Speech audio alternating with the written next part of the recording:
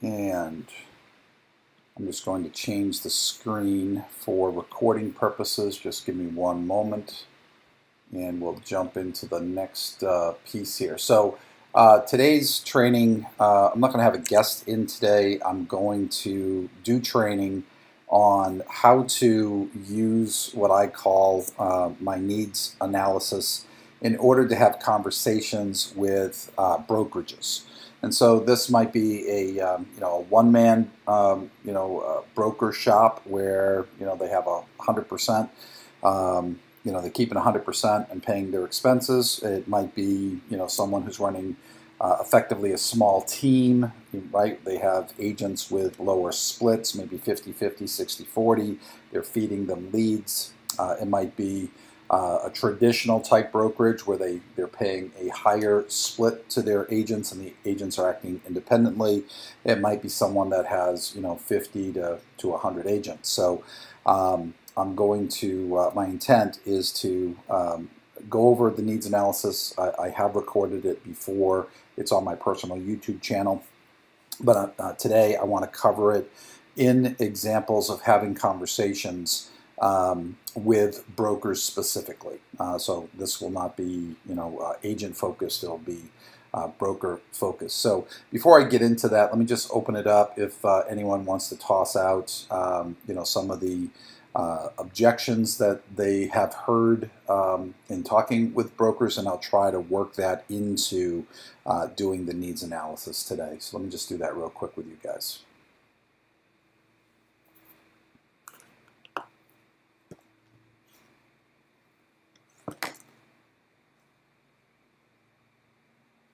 You're asking for what objections we're getting? Objections you have heard from brokerages that you have spoken with that have stopped you in the process of attraction. I'd say, this is nothing new, but I'd say one is, that they just don't understand how this is going to be better than what they have right now, receiving their 20% or 30% off of their agents. Gotcha. Yeah. That's probably the most common one. Thank you, Chuck. And Amy says, my agents have to have an office to go to. That's a good one too. Need office. All right. Okay. So first of all, let me talk about talking to the right people and having a process to ensure that the people that you're spending time with are the right people to be having the attraction conversation with. So who just put in about property management?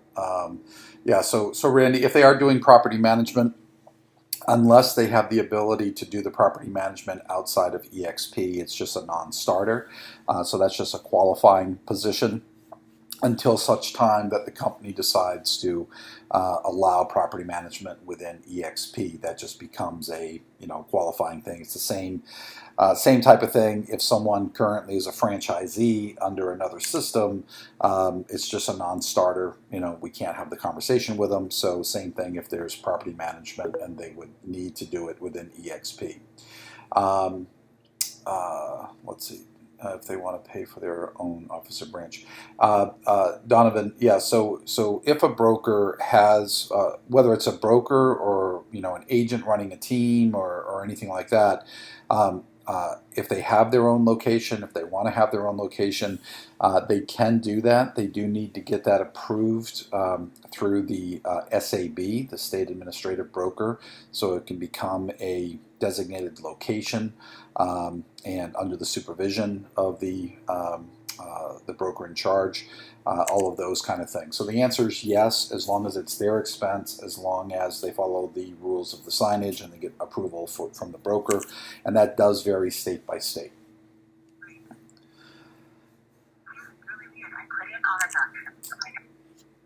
All right. So let me get back to going through the needs analysis, which is having the conversation with the brokers. Okay. Beth Allen saying that the regional development leader has to approve it too. Something I don't know, Beth Allen. I haven't seen any new policy on it, but I'm going to assume that's true since you're saying it. But anyway, let me get back to the needs analysis process. So first things first, right? If I'm going to get into a conversation with someone who's running their own brokerage, I need to find out how things are going now, right? And there's a few different positions that I think you'll find brokers to be in. So one bucket is fully optimistic. This will typically be newer launches where they've started their brokerage in a healthy market, right? So it varies a little bit around the country, but I think the market generally has been improving in most parts of the United States over the last 4 or 5 years. And so if someone has launched their own brokerage in that time frame, and they have set a goal of having 5 agents or 10 agents or 20 agents, and they are attracting their own talent, and there's plenty of activity. I know the market here in my part of the country is very hot, and so they might be in full optimism mode. Right? It's going great. I can't imagine it being any better. If I stay on this pace in the next X amount of years, I'm going to achieve all of my goals. Typically, if they're in that mode, they're not open to what a different solution would be. Right? So just know that. Your job isn't to talk them into something else. If they're not open-minded to it, that's okay. Right? You've touched base with them, drip on them. When the market shifts, check back in. You'll also find people that have been through a bad market, right? So they've been a broker running their own brokerage long enough that they survived in 2009 and 10 and 11, 12, and now they're back into a good market. So these folks may be thinking that this time it's different, right? Or they may be fully aware that they almost died financially.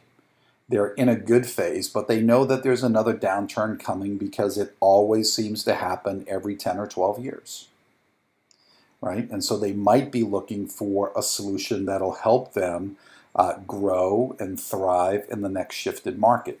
And so we need to find out, what their thought process is.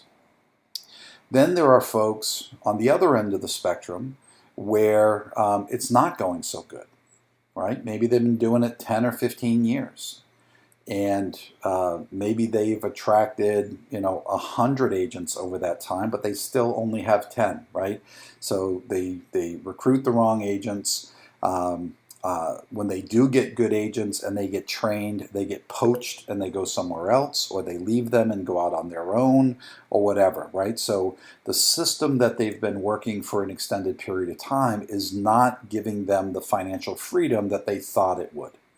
These people are great targets, right? Because they're willing to work, they're just working the wrong system, and if we can show them the right system, they could be a very easy move into what we do.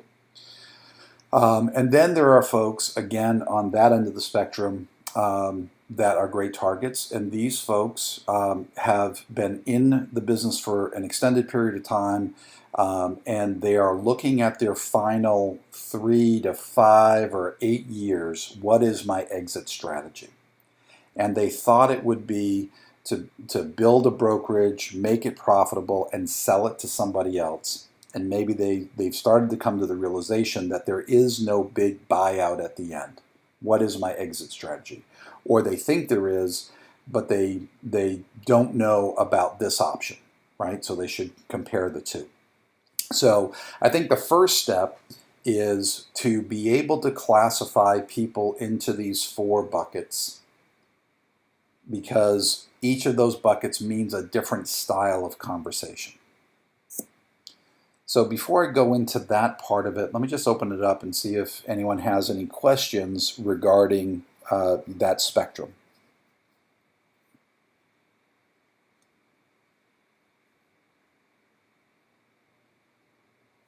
All right. So now once I have identified where someone is in the ownership of their brokerage, now I want to start the needs process. So the first start of the needs process, and I'll just give you the whole thing. I have it up on the screen here, so it'll be on the video. But the N stands for now. The E stands for enjoy. The A stands for alter or change. D stands for decision-making process, and S stands for schedule the next appointment or expectation. And so that's NEADS, that's needs. And so in the now segment, this part of the, no, Howard, you don't see it, I'm recording it.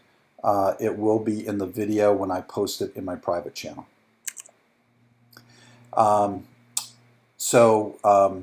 So in the now piece, this might be the first hour's meeting, right? This is not trying to cram everything into a thing. And so let me just back it up and give you the process a little bit. So in the initial call, it's going like this. Let's say I'm talking to Fred. Fred, the reason for the call is, I'm working on the expansion of eXp Realty into your area. Since you've been a broker for the last 10 years, I think you might be a good candidate to take a look at what this model is, and I can help you analyze whether this is a great solution for the next phase of your real estate business. I'd like to briefly go over the model with you, answer any questions that you have, and if you have interest, I'll send you a video where you can do some due diligence, and from there make the decision whether it's willing to invest an hour with me next week. Fred, what I want you to do is to look at this from two perspectives. Perspective number one is this good for agents, right? If your agents saw this, might they come? If the agents in your area saw this, might they come? If the answer is no, then you shouldn't be in business with us. If the answer is yes, then you should explore it fully. The second perspective is this good for you, right? But it has to be good for the agents first, and then it has to be good for you second. And so from the agent's perspective, and then I go into the four pillars. The four pillars are technology and how we leverage it, not only to run our company, but to help agents grow their business. The financial model with the high split, low cap. The equity model with the stock awards, the stock purchase, and the icon stock bonuses, and the revenue share, and I go over that. Okay, so that is my first half hour to 1 hour conversation. If they have interest, I'm now sending them to my careers page. I am sending them a recording of a presentation. I am inviting them into eXp Explained, which Brad Anderson does every Wednesday and Friday here in the campus. Whatever my next step is for them to learn about the model. If you're meeting with them live and you're doing a full 1 hour eXp Explained, wonderful, okay? But I want them to know the entire model before I get into the conversation about brokerage. All right, so now I've done all of that. So I've invested a half hour to an hour with them on the preliminary. They've invested at least an hour, maybe 2 hours in due diligence, depending on what they did in their due diligence. Maybe they read the annual report, quarterly filings, whatever it might be. And so now we're getting back together after 2 or 3 hours invested, and now we're going to talk about, is your brokerage a good fit? And so I'm going to set the expectation with them that we're going to spend an hour. I need to know how their brokerage works, and I can show them the benefit of being here. And so in the now part, how does it work? How long have you been doing it? How many agents do you have? How much volume comes through? What's the gross commissions being generated to the brokerage? What are your expenses? What's your net profit? Not Raymond. Oh, come on. Hold on. Yes. I accidentally muted you. Sorry. She's Hold coming on. from I need to mute Raymond. Julia here.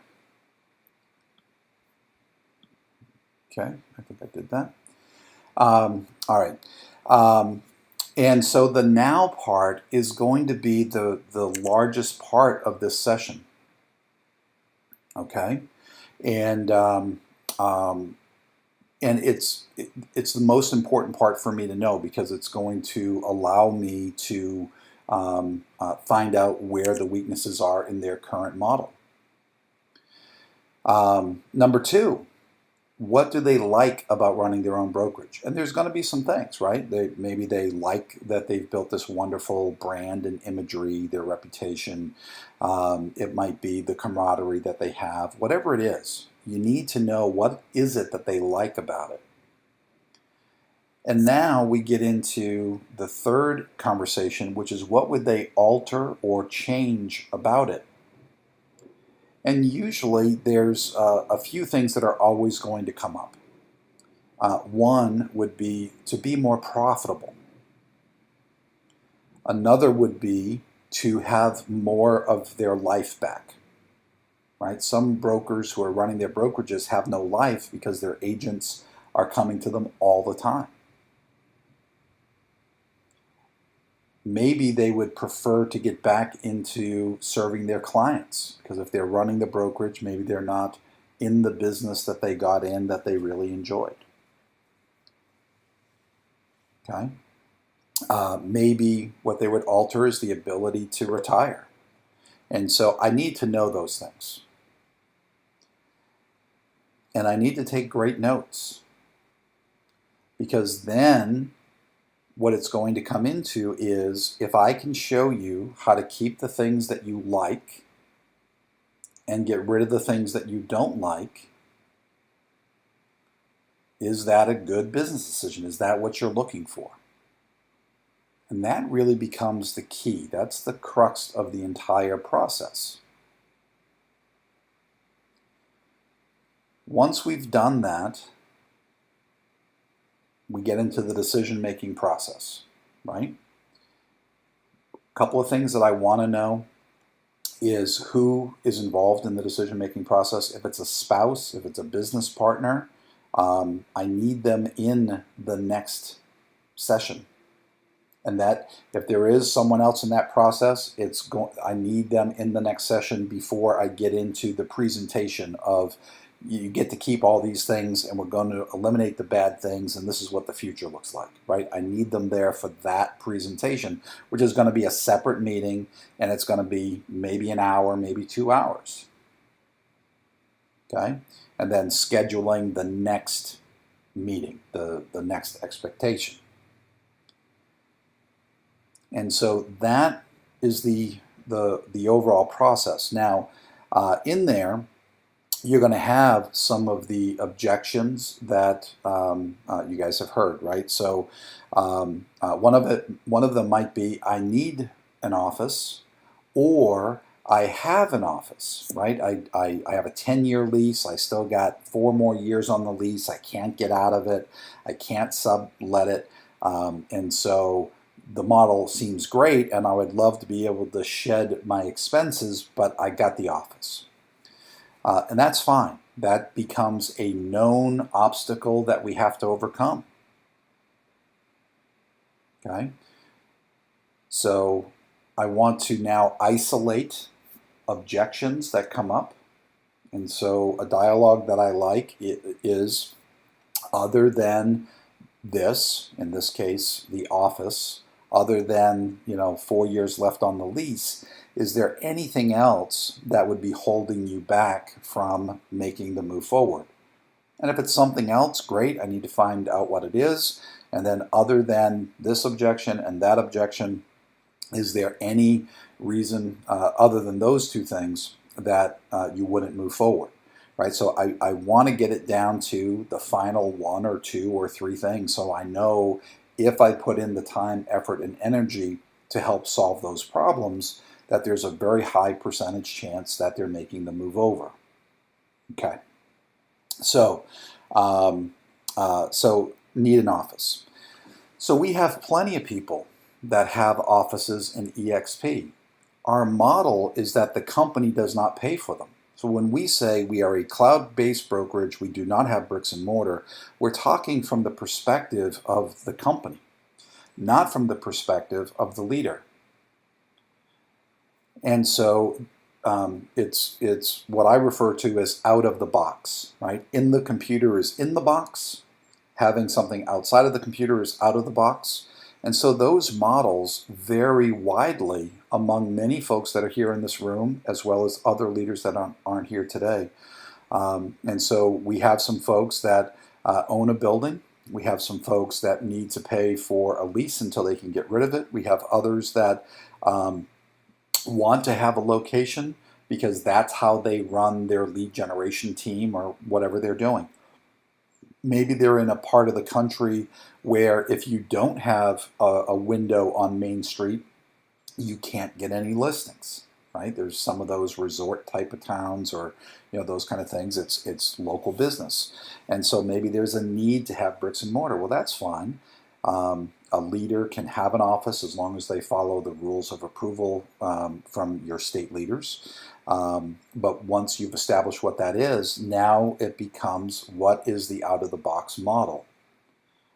And so let's say someone says, well, anyone who works out of my office is going to contribute $100 a month or $50 a month or $250 a month. It doesn't matter, whatever the number is, right?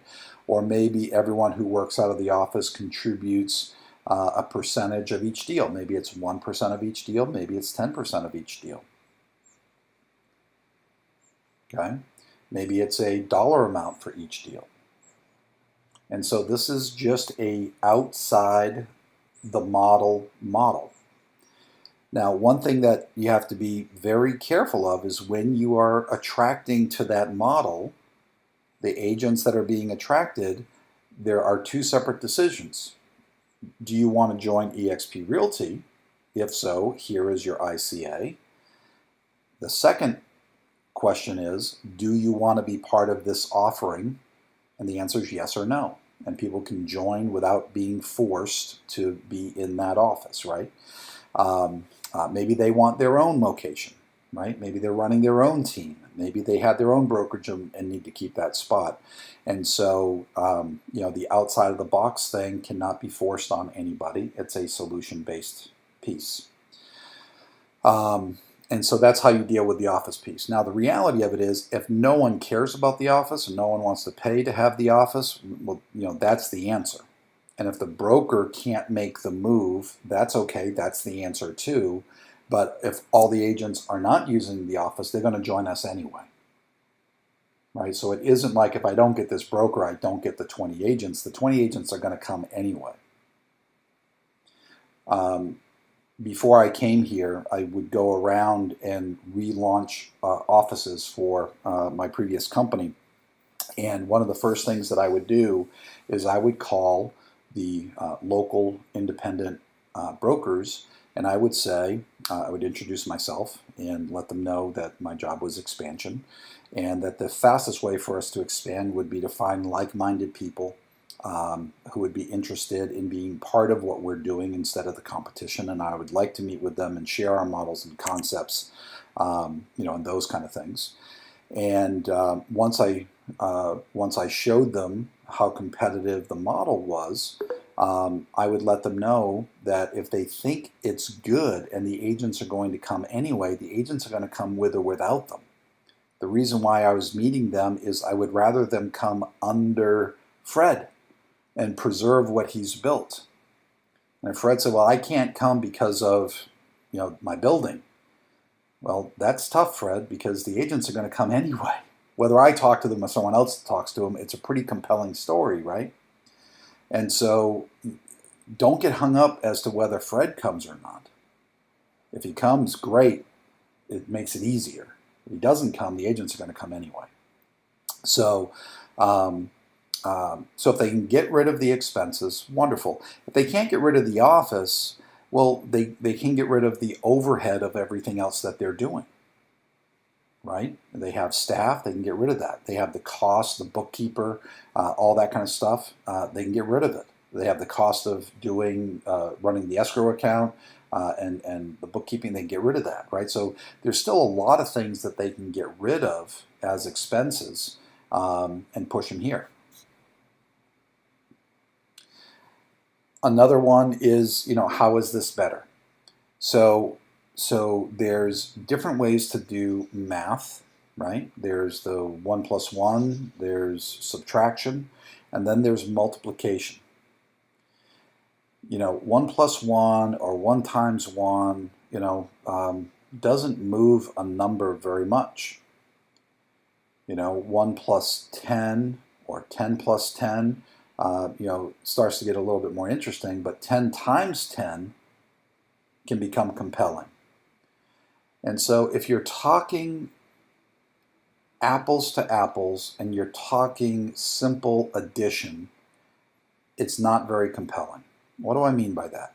So if I'm talking to a broker that has 20 agents and he says, well, I get 20% on everybody and I get to keep 100% of my own stuff, and if I go with you, I'm only going to get 3.5% of everybody, and I'm going to have to pay you 80/20 and pay $16,000. How is this better? Well, if that's all you're going to do, it may not be better. But if I get into the expenses, right? So let's say NAR says that the average brokerage nets 3.8%. And so if they're saying they get to keep 20%, well, that's gross. What are they really keeping at the end? Right? You got to be able to get to that number. And so if in their current brokerage they're getting 3.8 average, and with us they're going to get 3.5, but now they can get rid of all of the administrative duties. How much time are they putting into that on a weekly basis? If it's 30, 40, 50 hours a week, wouldn't it be worth a little bit to have total freedom? And if they're, keeping 100%, but they're running a brokerage, maybe they're only doing a couple deals a month, when in reality, if they had all their time to themselves, maybe they're doing substantially more than that, right? So it's not the percentage. Would they pay $16,000 to outsource everything, right? The bookkeeping, the file review, the training, the education, tech support, all that stuff. You can't buy it for $16,000, right? However, if you're talking to a leader, I would ask them, how many other leaders do they know, either locally or across the country? If they don't know anybody that they consider a peer or better than them, then they're not going to get the multiplication side, right? But if they say they know 5 people as good as them, well, great. Their agents and the agents in their market are going to look at this model the same way, right? It's compelling. And so if you come over with your 20 agents and you help each one just get 1 or 2, right? You can have some addition. 10 + 20 is 30 agents. That's the addition side. But if we can bring in 5 leaders under you and we help each one get to 20 agents, now you have multiplication, right? If you just have 10 frontline cappers or 10 frontline cap equivalents, and you help them build an organization where they just average 10, that pays $348,000 a year with no risk, no exposure, no time requirement, full exit strategy, plus equity bonuses, plus you're giving the same opportunity to the people that are in business with you. Does that make sense?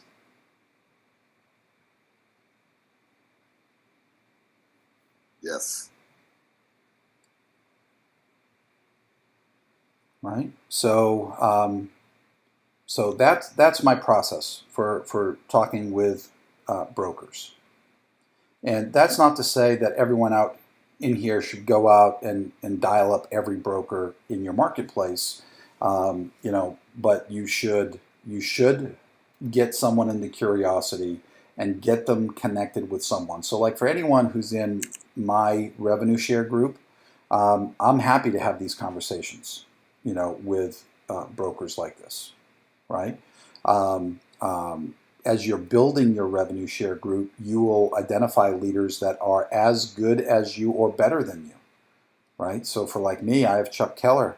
I know Chuck can support his entire organization at least at the same level as me or better. And Chuck knows anytime he needs any support, I'm going to give him whatever he needs, right? So you get the compounding effect by attracting leaders. I know Chuck has some great people in his organization who do the same thing for their people. And when they need help, they got Chuck. And when Chuck needs help, the whole organization has, you know, my support. Right? So when you start getting the multiple factor going, it can be very demonstrative of financial freedom and what building a business really looks like. Right? Am I better off leaving EXP and building a brokerage of 300 agents in Manchester, New Hampshire? Or am I better off staying with EXP Realty, having 311 people in my group with dozens of leaders that all have the ability to grow bigger than I've grown so far? It's a no-brainer, right? And so if I'm having a conversation with a broker and I say, well, look, this is what I have. Tell me why I would be better off leaving all of this and running a brokerage the way you're running a brokerage, even if I got 300 agents. Because my chances of going from 300 agents to 30,000 agents is nil. There's a total of 800 agents in my board. If I got to 300, I'm maxing it out. That's it. Now I have to have a multiple office mentality. Now I got to go find other leaders and build my brand in other places and convince people that they should work for me instead of work for themselves. That's an antiquated, abusive model. Right? In this model, I can go find people as good or better than me and show them that they can do as good or better than me here with or without me. I could retire today and every leader in my group has the ability to do better than I've done in my first 4 years. Right? They're not following me. They're following a model. They're following leadership that's in place. Right? Where else could you be and have someone like Scott Petronas, who was just in here, running a tech team, developing a proprietary app to handle the entire back end because your organization went from 25 people to 300 people, or from, like the company did, 272 4 years ago to almost 4,000 today. Right? That broker you're talking to does not have the experience or the bandwidth to know how to go get a Scott to build out their back end. They don't know how to go get Mitch Robinson to build out the marketing department. They don't know how to go get Kathy Gordon so we can expand to 43 states and have proper supervision and support for our SABs. Right? The system that we have here is plug and play. This is the kind of stuff that corporations try to build out so they can sell a franchise and control the franchisees. This is an open concept model that is a come one, come all, as long as you are a good person, a good professional, and you want to be part of something special. This is a place where people can come and do something that they cannot do anywhere else. And it's just helping them see that. And if they can't, it's okay. and what I'll tell you is this, if you talk to 10 people and you don't find someone who sees it, it's probably not them, it's you. The way you're presenting it, the way you educate them isn't working. Get someone else to help you. Be more about getting them in the curiosity and getting them in front of someone who can help you seal the deal. You talk to 10 people, you should find someone who is engaged. Now, oftentimes, folks, keep going after big fish, big fish, big fish, and they're going all over the country, right? There's got to be a ratio of blocking and tackling, right? The basics, and a ratio of getting exponential. And when your organization is smaller, I think you need to spend more time attracting great agents and less time going after big fish. Because until you become a big fish, it's hard for you to have the credibility to talk to the big fish. And so I would say 90 or 95% of your time should be attracting great agents in your local market. And the remainder of your attraction time should be with big fish. If you get one, you're going to get some experience. Get some help from your upline. Get some help from the company. But if you can go from, and everyone in this room is either on my expansion team or have attracted at least 5 people, right? And so if you have 5 and you can go from 5 to 50 in the next year, your revenue share will be substantial. That will make you more attractive. That's an easier conversation to have with people, right? And then you can use your story to have great conversations. I never use my title, right?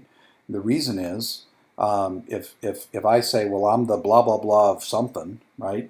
The person that you're attracting wants a title too.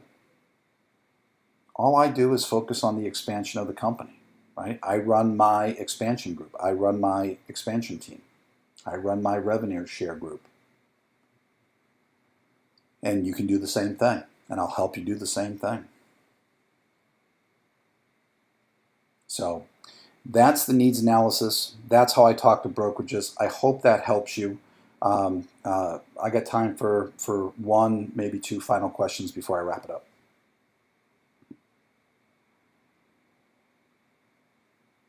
Hey Dave, it's Donovan Mitchell. How are you? I'm doing great, Donovan. What do you got? Great class. I had typed a question in there. I know that we had talked about this a while back. When folks go on to our careers page, if they do not hit the join button, they hit the button that says request more information. That's not coming back to us. And I was just wondering, did you ever find out why? And do you think that would be beneficial if they are on our site and they request more information? We're getting a notification.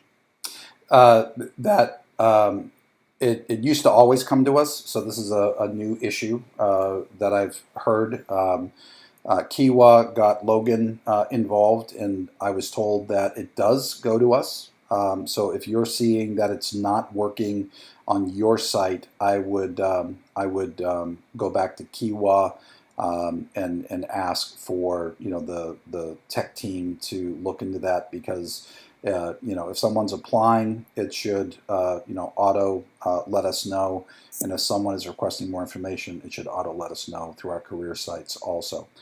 So if that's not happening, I would say go through Kiwa, copy Scott Petronas on it, and all of that.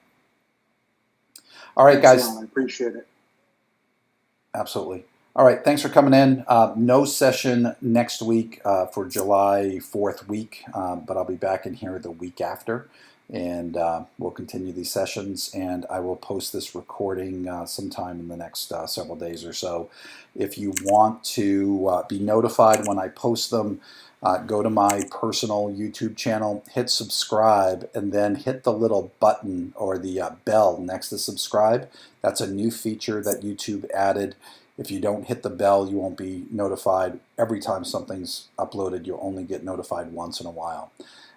So anyway, Any topics you want to see in the future, email me directly, david@exprealty.com, and I will work it into future sessions. Have a great week. Enjoy the 4th. Be safe. Enjoy family. Bye.